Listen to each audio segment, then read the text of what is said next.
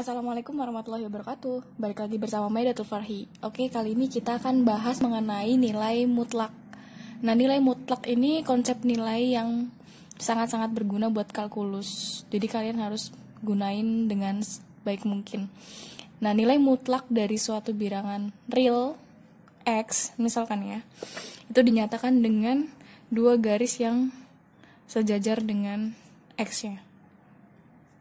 Nah, ini didefinisikan sebagai, jadi dia itu punya dua nilai, di mana dia bisa bernilai X dan bisa bernilai min X. Ketika dia bernilai X itu jika X-nya itu lebih dari sama dengan 0. Sedangkan kalau misal dia negatif X itu jika X-nya kurang dari 0. Dia akan bernilai positif ketika lebih dari 0, lebih dari sama dengan 0. Ketika negatif kurang dari 0. Nah, misalkan kita punya nilai mutlak dari 6. Berarti dia itu bisa 6 atau min 6. Mutlak dari 0 yaitu cuma 0. Terus nilai mutlak dari min 5 itu 5. Oke, jadi kalau misalkan kita bayangin nilai mutlak itu bayangin aja jarak.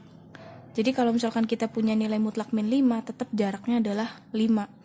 Kita punya 0, tetap 0. 6 itu 6. Kayak gitu. Terus kalau bayangin ke persamaan garisnya.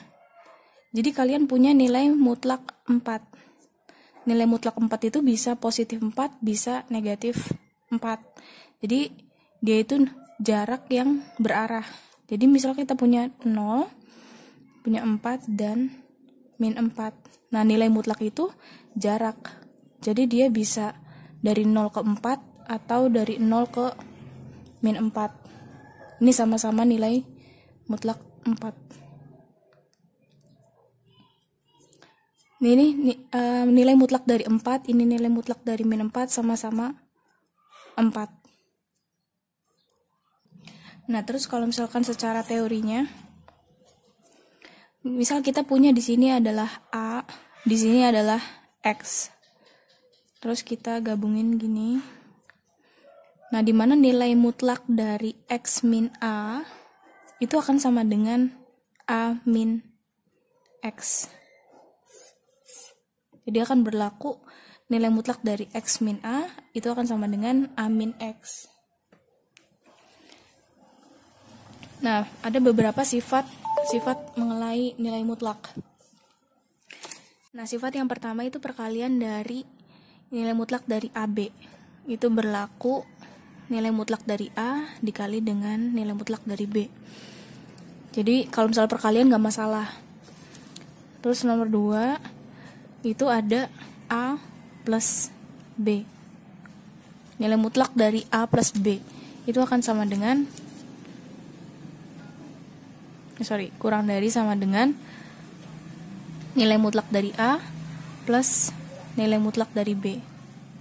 Terus yang ketiga, nilai mutlak dari A min B itu lebih dari sama dengan nilai mutlak dari A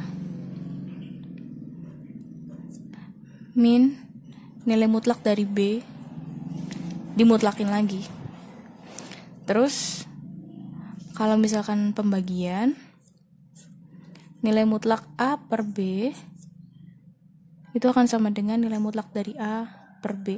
Jadi kalau misalkan pembagian sama perkalian itu nggak masalah. Tapi kalau misalkan di penjumlahan dan pengurangan itu akan ya sedikit rumit lah. Karena di sini melibatkan jarak. Kalau misalkan jarak kan pasti penjumlahan sama pengurangan. Sedangkan kalau misal perkalian berarti dia berapa kali lipatnya aja.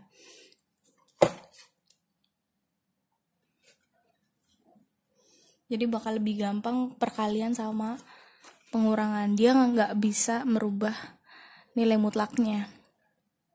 Sedangkan penjumlahan sama pengurangan itu bakal lebih kompleks.